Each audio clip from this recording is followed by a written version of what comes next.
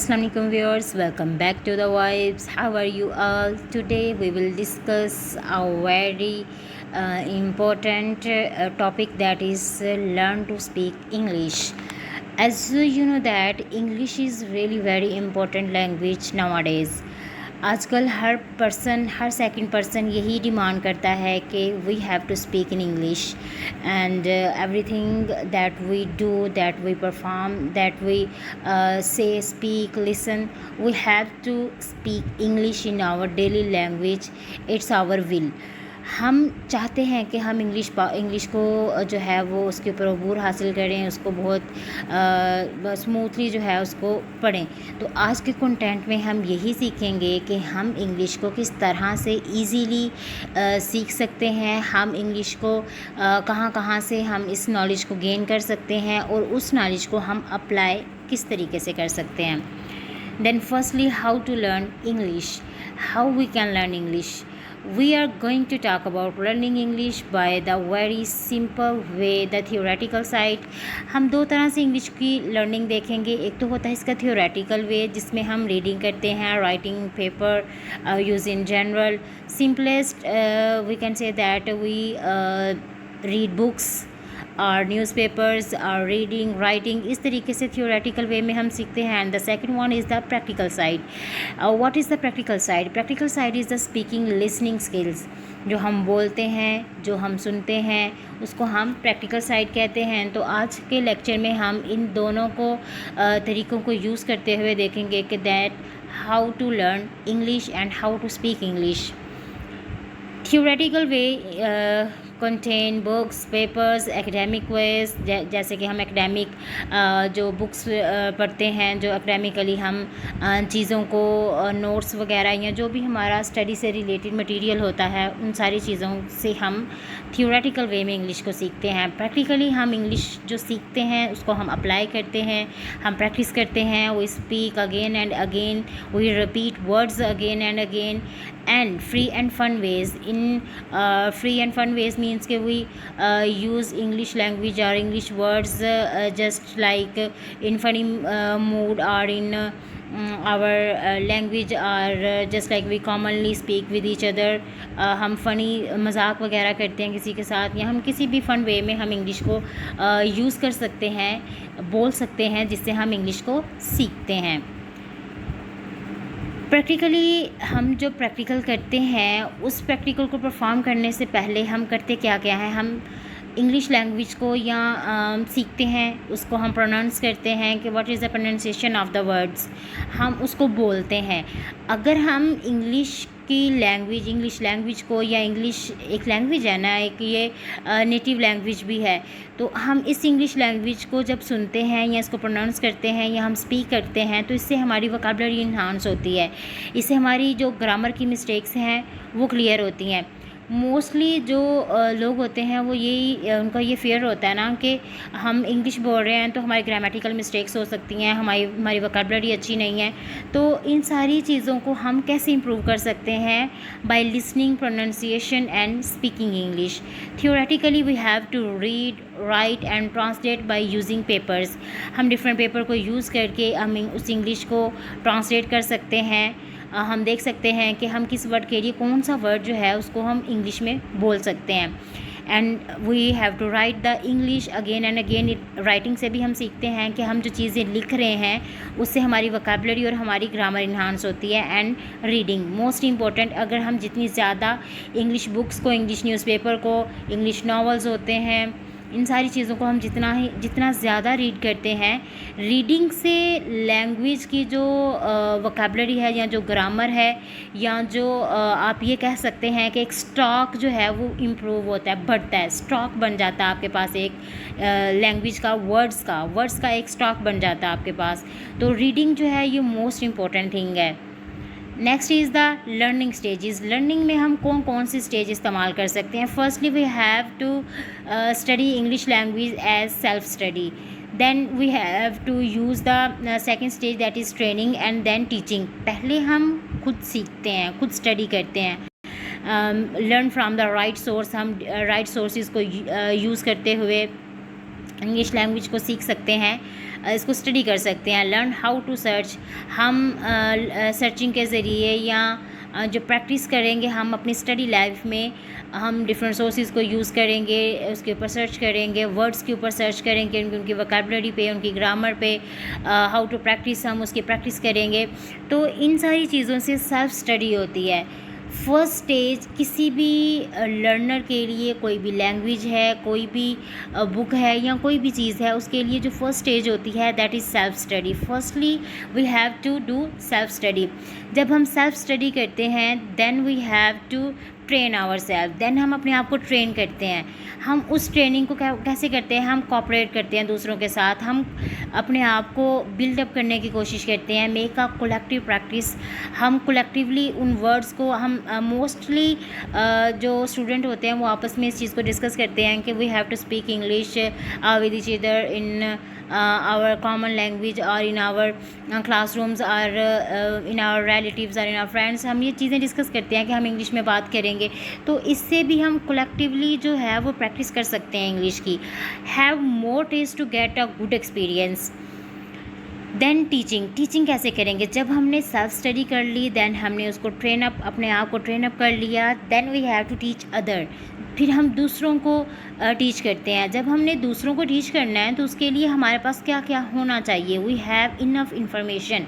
हमारे पास लैंग्वेज के मुतल्लिक इतनी इन्फॉर्मेशन होनी चाहिए कि हम दूसरों को सिखा सकें, उनको बता सकें that how we can learn English. Then confidence, अगर आपके पास नॉलेज का जो है वो एक स्टॉक है, आपके पास पूरा समंदर ही क्यों ना हो लैंग्वेज का या वर्ड्स का, या आप कह सकते हैं कि आपको लैंग्वेज पे जितना मर्ज़ी अबूर हासिल हो, अगर आपके पास कॉन्फिडेंस नहीं है तो आप दूसरों को टीच नहीं कर सकते। Than second important step is confidence and the third one is the variety method.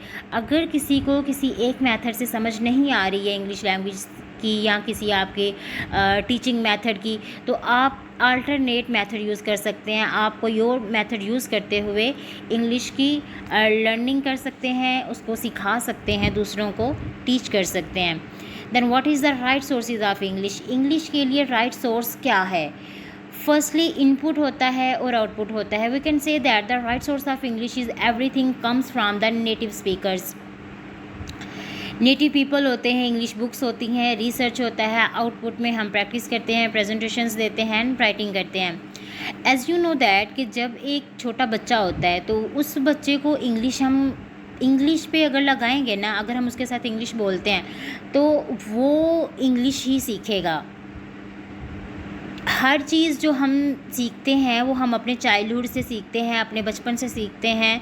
Then हम जब जैसे जैसे एडल्ट होते जाते हैं, हमारी वो चीज़ें, हमारी वो लैंग्वेज, हमारी वो वर्डिंग, हमारा वो लहजा जो है वो पुख्ता होता जाता है। तो इनपुट सोर्सेज में नेटिव पीपल आ जाते हैं, इंग्लिश बुक्स आती हैं। मैंने आपको अभी बताया कि इंग्लिश बुक्स बहुत ज़्यादा आपको मिल जाएंगी, स्टोरी बुक्स होते हैं, नावल्स होते हैं, उसके अलावा मूवीज़, मोस्टली इंग्लिश मूवीज़ जो होती हैं। अगर हम इन सारी चीज़ों को बार बार सुने, इनको बार बार रीड आउट करें, तो इससे भी हम इंग्लिश को सीख सकते हैं रिसर्च करके। देन आउटपुट में हम क्या करते हैं, हम अपनी उस लैंग्वेज को जिसको हमने as the input read out या सीखा होता है, देन हम उसको प्रैक्टिस करते हैं, हम प्रेजेंटेशंस देते हैं, फिर हम उसको राइट अप करने की कोशिश करते हैं। तो इससे हमारी इंग्लिश जो है वो इम्प्रूव होती है। Information, then we classify language skills into the two forms, that is receptive form and the productive form। Receptive form में हम लिसनिंग करते हैं और रीडिंग करते हैं, प्रोडक्टिव फॉर्म में हम स्पीकिंग करते हैं, राइटिंग करते हैं। मीन्स के जो चीज़ हमने रिसीव करनी है वो हमने कैसे रिसीव करनी है, हम उसको लिसनिंग के ज़रिए रिसीव करते हैं। कोई भी किसी भी किस्म की वर्डिंग, किसी भी किस्म की लैंग्वेज है, कोई भी आप चीज़ सीखना चाहते हैं तो आप उसको कहाँ से सीखते हैं, आप फर्स्टली उस चीज़ को लिसन करते हैं। लिसनिंग के बाद सेकंड स्टेप आप क्या करते हैं, आप उसको रीड आउट करते हैं। तो ये हमारा रिसेप्टिव फॉर्म होता है। देन हम उसको कैसे अप्लाई करते हैं, उसका जो प्रोडक्टिव फॉर्म होता है वो क्या होता है, स्पीकिंग एंड राइटिंग। हमने जो सुना होता है हम उसको बोलने की कोशिश करते हैं, और जो चीज़ हमने रीड आउट की होती है उसको हम राइट अप करने की कोशिश करते हैं। देन लैंग्वेज के को हमने सीख लिया, हमें पता चला कि हमने उसको प्रैक्टिस करना है, थ्योरेटिकल सीखना है, प्रैक्टिस करना है। इंग्लिश की हमें हमारे पास बहुत ज़्यादा जो है वो स्टॉक हो गया है, वर्डिंग हो गई है, वोकैबुलरी हो गई है, ग्रामर हो गया है, हम इंग्लिश बोल सकते हैं। अब मोस्ट ऑफ़ द स्टूडेंट या मोस्ट ऑफ़ द पीपल जो होते हैं वो इंग्लिश क्यों नहीं बोलते, उनको क्या फ़ियर होता है? फर्स्टली चीज़, उनके अंदर एक फ़ियर होता है, उनके पास कॉन्फिडेंस लेवल होता है, लेकिन फिर भी उनके इनर वॉइस में एक फ़ियर होता है कि वो नहीं बोल सकते। उनको ये होता है कि लोग उनका मजाक उड़ाएंगे, या अगर वो कोई गलत वर्ड बोल देंगे तो लोग उनको फेलियर कंसीडर करेंगे कि that in the era of we can say that कि इस इरा में डेवलपमेंटल वे है, ये डेवलपमेंटल इरा चल रहा है। इस ज़माने में जो है वो लोग इंग्लिश लैंग्वेज को बहुत ज़्यादा प्रेफर करते हैं। तो मोस्टली पीपल या स्टूडेंट जो होते हैं उनको ये फ़ियर होता है कि they might be consider as the failure, या लोग उनको मिसअंडरस्टैंड कर सकते हैं, मिसअंडरस्टूड कर सकते हैं। उनकी जो वो इंग्लिश बोलना चाह रहे हैं आपके साथ, उसको वो नहीं अंडरस्टैंड नहीं कर पाएंगे। उनको ये जो है वो इंटरनल उनकी एक थिंकिंग होती है कि लोग उनको जो है वो मिसअंडरस्टैंड कर लेंगे, या वो ये चीज़ कंसीडर कर लेते हैं कि उनकी ग्रामेटिकल मिस्टेक्स हो सकती हैं। तो ये एक फ़ियर होता है। मोस्ट ऑफ़ द पीपल जो है वो इन्हीं चीज़ों को अपने जहन में रखते हुए जो है वो इंग्लिश लैंग्वेज को नहीं बोलते। तो फर्स्टली हमें क्या करना है, हमें अपने इस फ़ियर को ख़त्म करना है। हमें ये चीज़ नहीं देखनी है कि हम इंग्लिश बोलेंगे तो लोग मजाक बनाएंगे, या हम इंग्लिश बोलेंगे तो लोग इसको मिसअंडरस्टैंड करेंगे। फर्स्टली हमें अपने अंदर कॉन्फिडेंस लाना है कि हम जो बोल रहे हैं वो ऑथेंटिक है, वो ठीक है। अगर उसके अंदर कोई मिस्टेक है, लोग आपकी गलती निकालते हैं, तो आप बजाय उसको अपने जहन में ये सवार करने के जहन पे कि ये मतलब ये क्या हो गया भाई, हमने तो गलत बोल दिया, अब तो लोग तो हमारा, इसने गलती निकाल ली, अब तो लोग तो हमारा मजाक बना देंगे। तो इन चीज़ों को बिल्कुल भी आप लोगों ने जो है वो नहीं सोचना कि लोग ऐसा चाहेंगे। आप वो करें जो आप चाहते हैं। इट्स योर विल पावर कि आप अपनी ख्वाहिशात को आप बोलना चाहते हैं, आप बोल लें। आपको किसी भी किस्म का कोई भी फ़ियर नहीं होना चाहिए कि लोग आपको क्या कहेंगे। We feel that the 3 most common reason, ये मोस्ट कॉमन रीज़न्स हैं।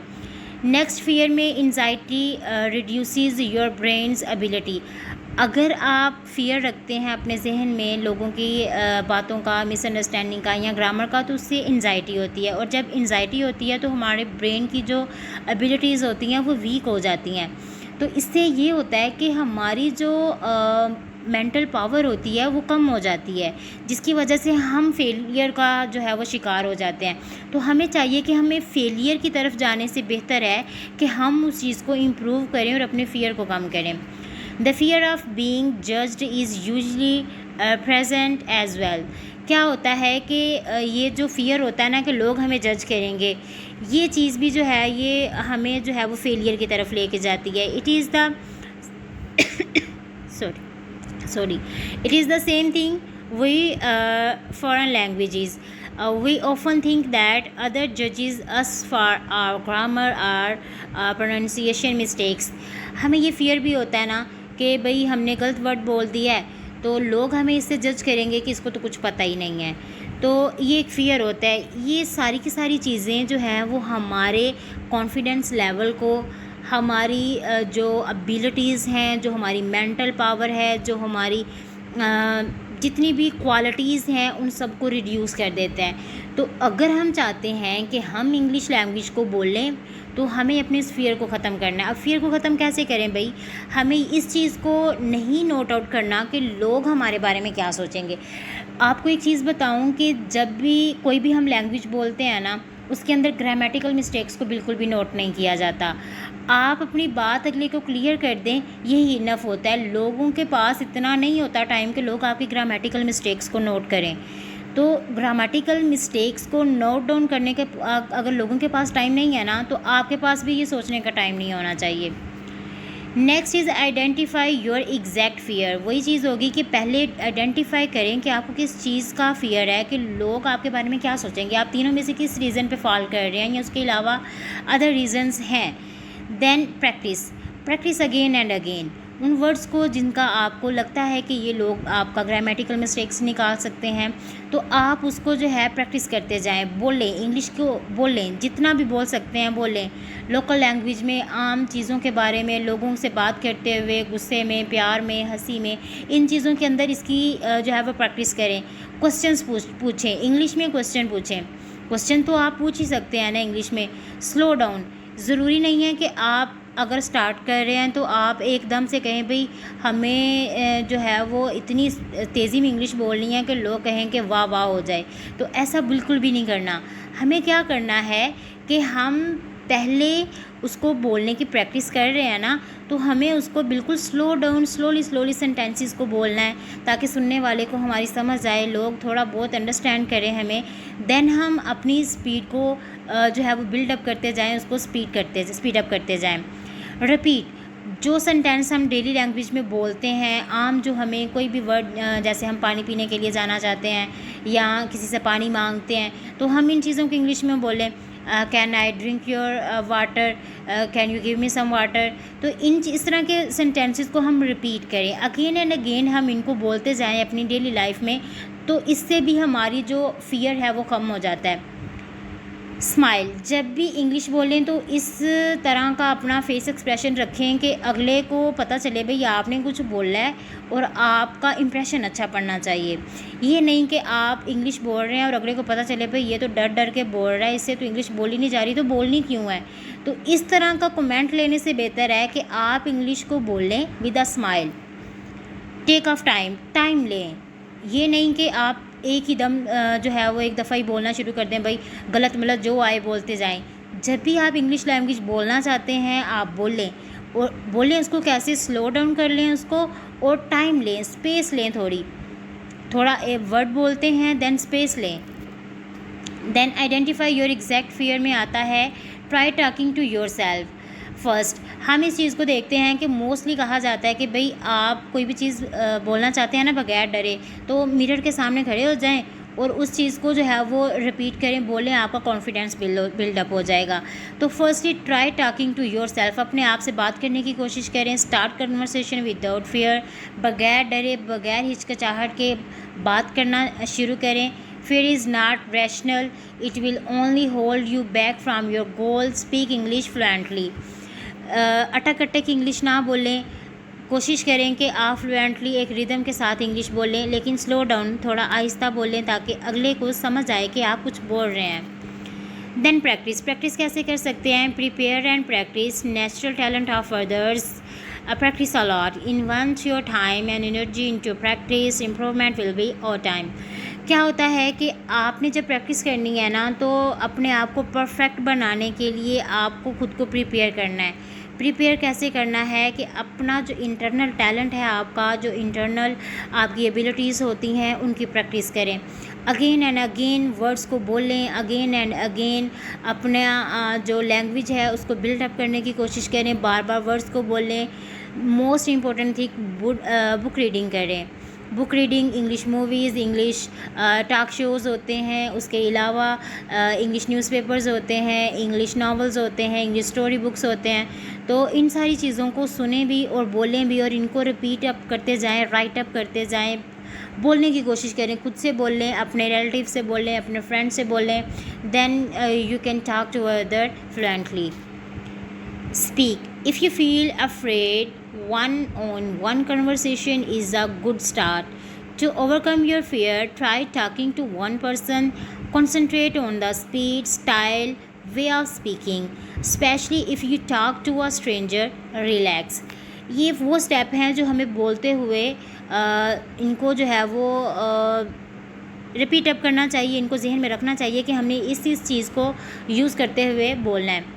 फर्स्टली, अगर आपको ये लगता है कि आपको इंग्लिश बोलते हुए थोड़ा खौफ महसूस हो रहा है, डर लग रहा है, तो आप किसी एक पर्सन से या खुद से इंग्लिश बोलने की कोशिश करें। सेकेंडली, अपने गुस्से को अपने फियर को, डर को कम करने के लिए वही बात के एक पर्सन से बात करने की कोशिश करें जिससे आपको लगता है कि ये आपको सुनेगा। अपनी स्पीड पे कंसंट्रेट करें कि आप आया कि कितनी स्पीड में बात कर रहे हैं, स्लो डाउन कर रहे हैं, अटक अटक के कर रहे हैं, स्पीड से कर रहे हैं, वर्ड कैसे बोल रहे हैं, इन चीज़ों को नोट डाउन करें।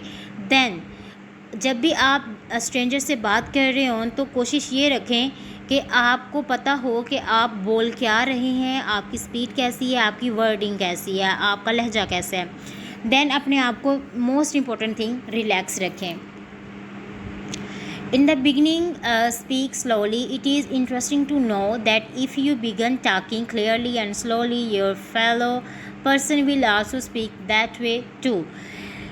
अगर आप बिगनर हैं तो आप स्लोली बात करने की कोशिश करें, स्लोली जो है वो अगले से बात करें ताकि उसको समझ आए।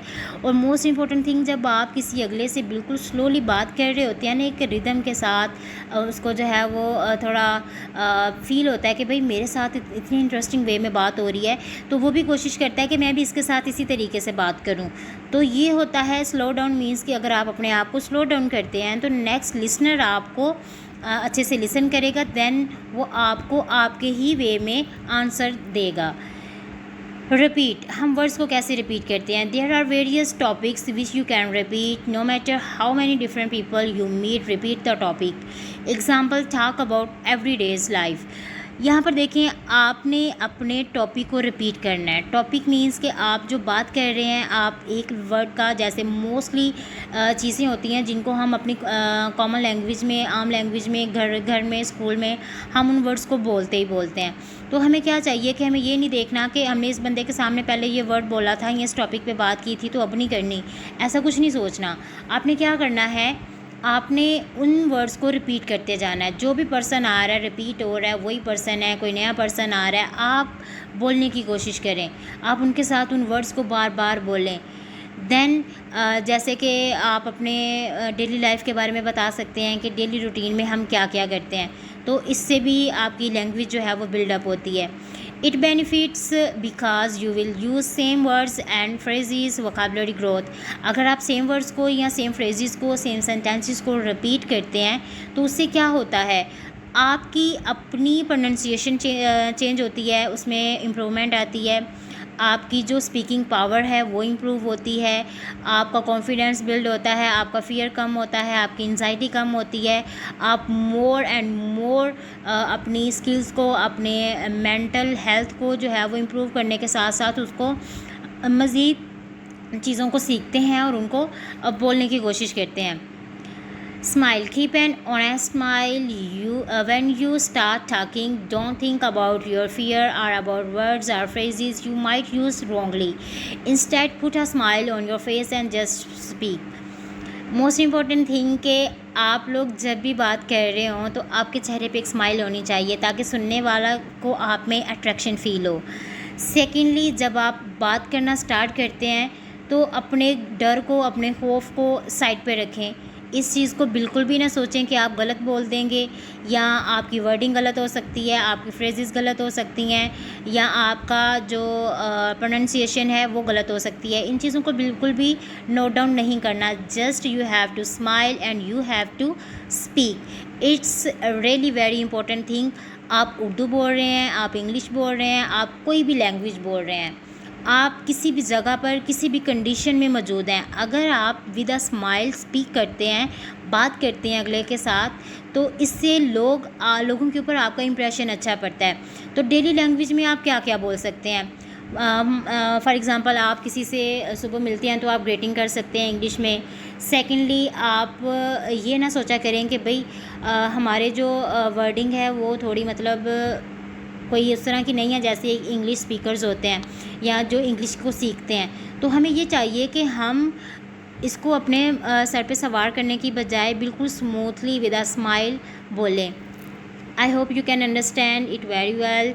मैंने आपको इंग्लिश लैंग्वेज के बारे में जो बताया है, ये मैंने बिल्कुल सिंपलेस्ट वे बताया है। ये वो चीज़ें हैं जो हम basically as a person, as a Pakistani कह लें कि पाकिस्तान में तो इस लैंग्वेज का इतना नहीं है ना, लेकिन ये है कि लोग अब बोलते हैं, लोग इस चीज़ को बड़ा नोट डाउन करते हैं कि ये इंग्लिश की कैसे बोलता है, बोल भी सकता है कि नहीं बोल सकता।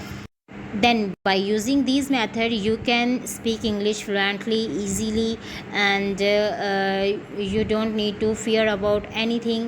अगर आपको वीडियो अच्छी लगी हो तो मेरे चैनल को सब्सक्राइब ज़रूर करें, वीडियो को लाइक ज़रूर करें, साथ में लगे बेल आइकन को ज़रूर प्रेस किया करें। ये आप लोगों की तरफ से प्यार होता है।